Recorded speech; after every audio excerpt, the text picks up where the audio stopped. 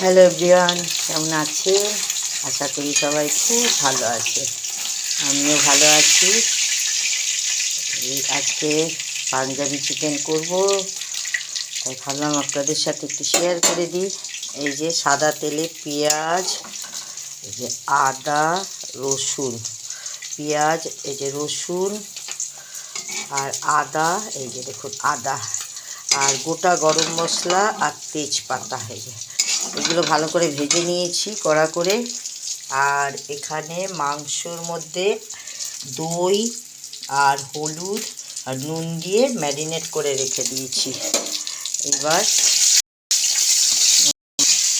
এদিকে আমার রান্নাও চলছে সব। এরপরে এইটা হয়ে গেছে। এটা দেখুন একটা বড় বড় দিয়েছি আপনার এলাচ, ঠিক আছে, বড় এলাচ দিয়েছি। এবার এটা বন্ধ করে দিলাম। এবার এটা পেস্ট করে নেব। পেস্ট তৈরি করে নিয়েছি, এইরকমভাবে পেস্ট তৈরি করে নিয়েছি। এবার গ্যাসটা আবার জ্বালাবো, কড়াই গরম করব। কড়াই গরম করে বাকি রান্নাটা করব। আর এই যে দেখুন টমেটো পিউরি দিলে ভালো হয়। টমেটো পিউরি না থাকলে আপনারা টমেটোটা সেদ্ধ করে এরকম গ্রেট করে নিলে টমেটো পিউরির মতোই হয়ে যায়। এইভাবে দিয়ে দেব। কড়াইটা গরম করে তেল দিই।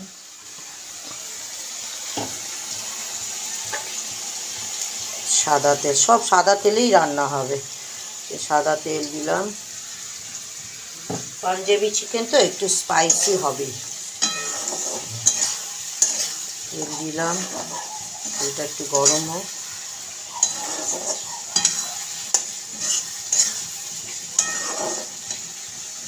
এটা গরম হয়ে গেছে। হ্যাঁ, এবার এর মধ্যে এই বাটা মশলাটা দিয়ে দেবো।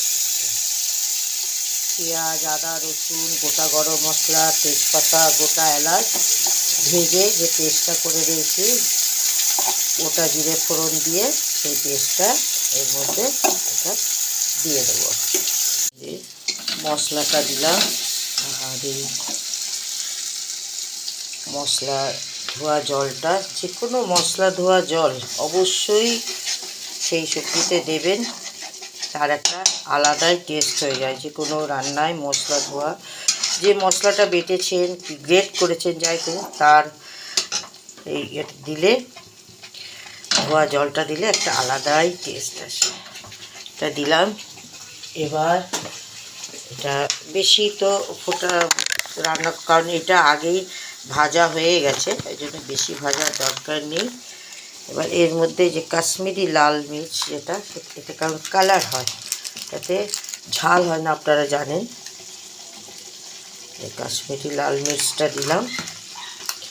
এটাতে আপনার ঝাল হবে না, কিন্তু কালারটা খুব সুন্দর আসে।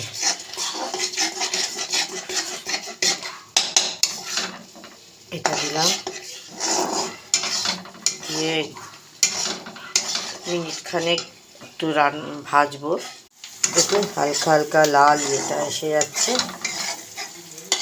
কিছুক্ষণ ভাজার পর, কারণ এটা তো অলরেডি পেঁয়াজ, আদা রসুন গরম সব ভাজাই আছে, বেশি ভাজতে হবে না। তার মধ্যে এই যে টমেটোটা গ্রেট করে রাখা হয়েছে সেটা দিয়ে দিলাম। লঙ্কা, জিরে, ধনে গুঁড়ো দিয়ে এবার এটা আবার একটু ভাজবো।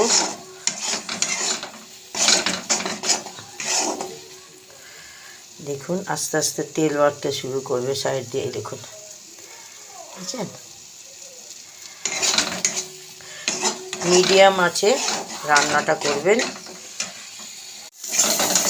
1 মিনিট মতো ভেজে নিলাম। ভেজে এবার এর মধ্যে এই যে দই, হলুদ আর নুন দিয়ে ম্যারিনেট করা চিকেনটা দিয়ে দেবো। এবার সিম করে একটুখানি কষাবো। মাংসটা মশলার সাথে ভালো করে খেয়ে এবার সিম করে ঢাকা দিয়ে কিছুক্ষণ কষাবো, এটা সিম করে দেবো। এবার মাংসের থেকে জল বেরোবে, সেটাতে মাংসটা অনেকটা সেদ্ধ হয়ে যাবে। এবার সিম করে দিই, করে এটা একটু কষাই। এবার ঢাকনাটা সরিয়ে দেখি, তেল বেরিয়ে গেছে সাইড দিয়ে, দেখুন সাইড দিয়ে তেল বেরিয়ে গেছে। মাংসটাও অনেকটা সেদ্ধ হয়ে গেছে। একটু জল দিয়ে একটু সেদ্ধ করে নেব। একটু হাই ফ্লেম করে দিলাম, করে একটু নাড়াচাড়া করব।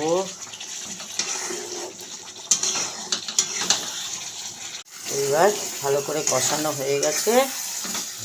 এবার জল দেব অল্প করে, আপনাদের পরিমাণ মতো, কতটা আপনারা খেতে চান সেই হিসেবে জল দিলাম। জল দিয়ে এবার প্রথমে একটু হাই ফ্লেম দেবো, যেই জলটা ফুটতে উঠবে তখন মিডিয়াম ফ্লেমে দিয়ে মাংসটা রান্না করবেন।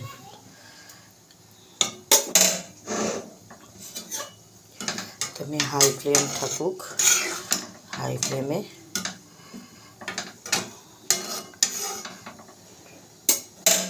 ঢাকা দিয়ে প্রথমে হাই ফ্লেমে তারপরে মিডিয়াম ফ্লেমে রান্না করলেই হয়ে যাবে, মাংস সেদ্ধ হলেই হয়ে যাবে। দেখে নিই কেমন কতটা হয়েছে। হয়ে গেছে, হয়ে গেছে। কসুরি মেথি দিয়ে নামিয়ে নিয়েছি। এই কসুরি মেথি আমি মধ্যেখানে একবার ঢাকনা খুলে কসুরি মেথি দিয়েছি। ব্যাস, রান্না কমপ্লিট। গ্যাস বন্ধ করে দিলাম, এবার সার্ভ করবো। নামিয়ে নিয়েছি। এই দেখুন, এটা হচ্ছে আমুলের ফ্রেশ ক্রিম। নামানোর পর উপর থেকে একটু আমুলের ফ্রেশ ক্রিম ছড়িয়ে দেবে। ব্যাস, হয়ে গেল পাঞ্জাবি চিকেন। সবাই ভালো থাকবেন, সুস্থ থাকবেন। ভালো লাগলে একটা লাইক কমেন্টস করে দেবেন। বাই।